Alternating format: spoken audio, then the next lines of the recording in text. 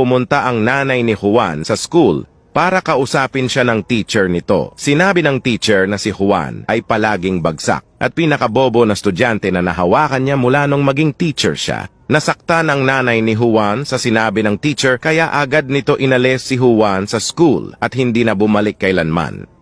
20 years later, nagkaroon ng kakaibang sakit sa puso ang teacher at ang tanging solusyon ay operahan ito ng nag-iisang doktor sa hospital. Ang doktor na ito ang pinakamagaling sa buong hospital. Naging success ang operasyon ng teacher. Unti-unti niyang minulat ang kanyang mata nang makita niya ang isang gwapong doktor. Parang may gusto ito sabihin. Ngunit biglang namutla ang muka nito at biglang namatay. Nagulat ang doktor at nagduda kung bakit nangyari ito. Pagtingin niya sa likod, nakita niya ang kaibigan nating si Juan. Isang janitor sa hospital at tinanggal ang saksakan ng oxygen para lang i-charge ang cellphone niya. Anong akala mo? Naging doktor si Juan?